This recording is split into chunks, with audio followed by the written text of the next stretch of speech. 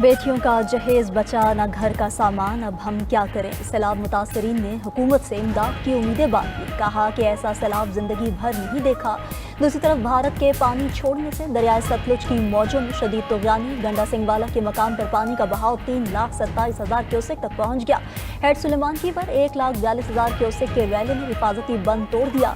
बहावलपुर के 80 से जायद देहात ज़ेरियाब, कई बस्तियां मुतासिर। एम्प्रेस ब्रिज के करीब पानी की सतह बुलंद होने से बंद कमजोर पड़ गया। पाकपतन में शदीद सैलाबी सूरत हाल पर इलाका मकीनों का इनखला जारी। तहसील आरिफवाला में भी मजीद कई देहात और बस्तियां ज़ेरियाब। लोधरा में दरियाए सतलुज का सैलाबी रैला फसलों और घरों को बहा ले गया। काश्तकारों के खेत खलियान तबाह, जानवरों के लिए चारा भी नायाब। सैलाब मुतासर अफराद के खुले आसमान तले डेरे।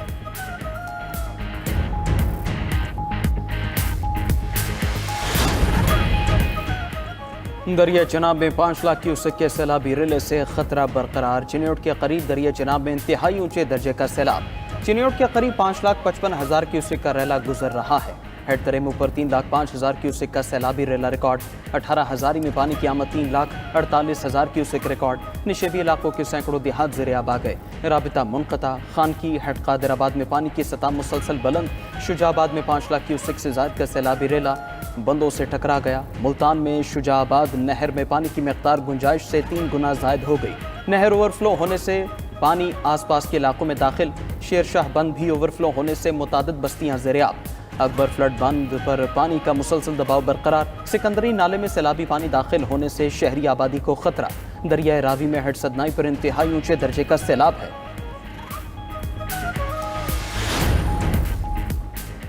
रावलपिंडी में बानी पीटीआई की बहन अलीमा खान को अंडा मार दिया गया। अलीमा खान को अंडा दाहगल नाके पर मीडिया टॉक के दौरान मारा गया। वाक़े के बाद अंडा मारने वाली खवातीन अपनी गाड़ी में जाकर बैठ गईं। पीटीआई कारकुनों ने गाड़ी को घेरे में ले लिया।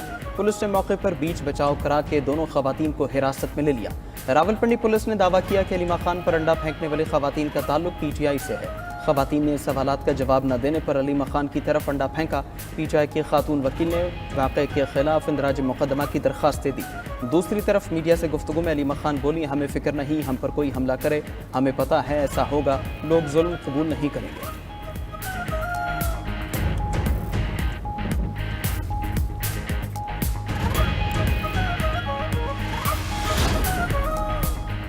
अपनी असेंबली अपना इजलास। पीटीआई का आज भी कौमी असेंबली का boycott. Chairman PTI barrister Gohar ने ऐवान में इजहार ख्याल करते हुए कहा कि हमारे अरकान की तादाद कम होती जा रही है, हमारे साथ ज्यादतियां हो रही हैं, इसलिए बाइकॉट कर रहे हैं।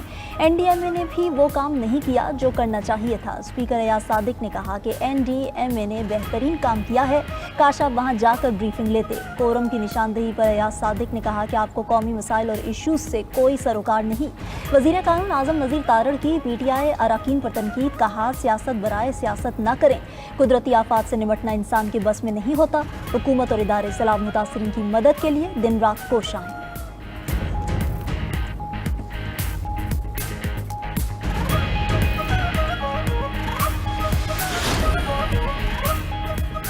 ट्रंप का भारत और रूस पर गुस्सा ठंडा ना हुआ लगता है, हमने भारत और रूस को खो दिया है। अमेरिकी सदर डोनाल्ड ट्रंप का एससीओ इजलास पर रद्देमल भारतीय वज़ीर आज़म नरेंद्र मोदी चीनी और रूसी सुदूर की तस्वीर शेयर कर चुके। कहा दोनों मुल्क गहरे और तारीख चीन में कहीं खो गए हैं। ट्रंप ने यूरोप पर जोर दिया कि वो वाकई यूक्रेन की हिमायत चाहते हैं तो उन्हें रूस के लिए माली वसाइल रोकने होंगे। सिर्फ 1 साल में रूस ने यूरोप को ईंधन बेचकर 1 अरब यूरो कमाए। रूस इस पैसे से अपनी जंगी मशीनरी को मजबूत कर रहा है। यूरोप फौरी तौर पर रूसी तेल खरीदना बंद कर दे, साथ ही चीन पर मुआशी दबाव में इजाफा करे।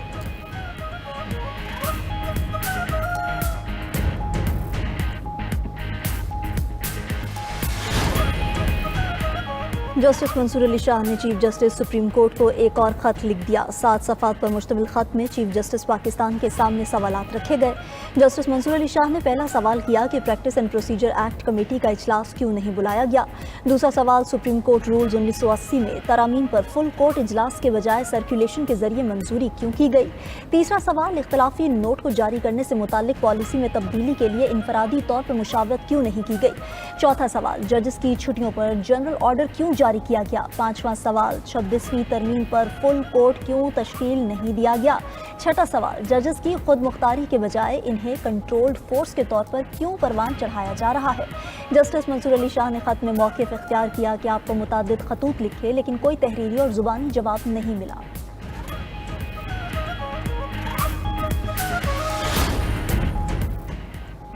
پاک فوج کی سیلاب متاثرہ علاقوں میں امدادی سرگرمیاں جاری، کشتیوں کے ذریعے سیلاب میں پھنسے درجنوں افراد کو ریسکیو کیا گیا۔ متاثرہ علاقوں میں خوراک، پانی اور ادویات کی فراہمی، متاثرین کے طبی معائنے اور علاج کے لیے میڈیکل کیمپ بھی قائم۔ پاک فوج کے جوانوں نے ٹوٹے ہوئے پل رنگو بند کی مرمت کر دی۔ پاک فوج کی ریسکیو ٹیمز تولمبا، میاں چنو اور عبدالحکیم میں بھی مصروف عمل۔ پاک فوج نے سیلاب متاثرین کے لیے امدادی ریلیف ڈونیشن اکاؤنٹ قائم کر دیا۔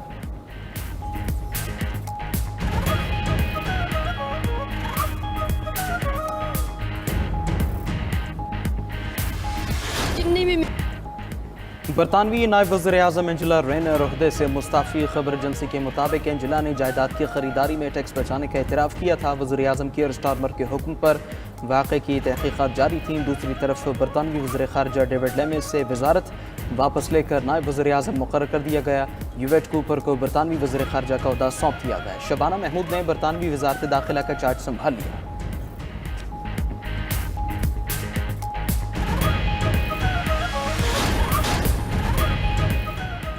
بھارت میں جرائم پیشہ افراد میں وزارتوں کی بندربانٹ۔ بھارتی تحقیقاتی ادارے کے مطابق ملک میں 47% وزراء کو مجرمانہ مقدمات کا سامنا ہے۔ بھارتی وزراء پر قتل، اغوا اور خواتین کے خلاف جرائم جیسے سنگین الزامات ہیں۔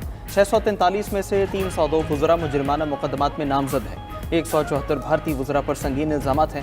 رپورٹ کے مطابق بی جے پی کے 40% وزراء پر مقدمات ہیں۔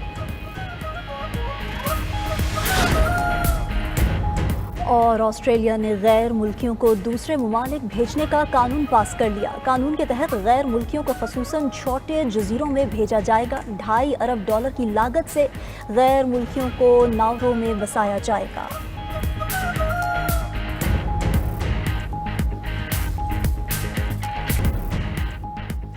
امریکی محکمہ دفاع کا نام تبدیل، صدر ٹرمپ نے ایگزیکٹو آرڈر پر دستخط کر دیے۔ امریکی صدر کا کہنا ہے محکمہ دفاع کا پرانا نام محکمہ جنگ بحال کر دیا۔ بھارت روسی تیل خرید کر مایوس کر رہا ہے۔ بھارت پر سخت 50% ٹیرف عائد کیا ہے۔ دنیا میں 7 جنگیں رکوائی ہیں، یہ تجارت اور طاقت کے زور پر روکی گئی۔ روس یوکرین جنگ رکوانا مشکل کام ہے۔ اس جنگ میں ہر ہفتے 7,000 افراد ہلاک ہو رہے ہیں۔ ایس سی او اجلاس پر رد عمل دیتے ہوئے کہا، لگتا ہے ہم نے بھارت اور روس کو کھو دیا ہے۔ دونوں ملک گہرے اور تاریک چین میں کہیں کھو گئے ہیں۔ حماس نے قیدیوں کو نہ چھوڑا تو صورتحال خطرناک ہو جائے گی۔ غزہ میں اسرائیلی دہشت گردی کا سلسلہ نہ تھما۔ صہیونی فوج کی بمباری سے غزہ میں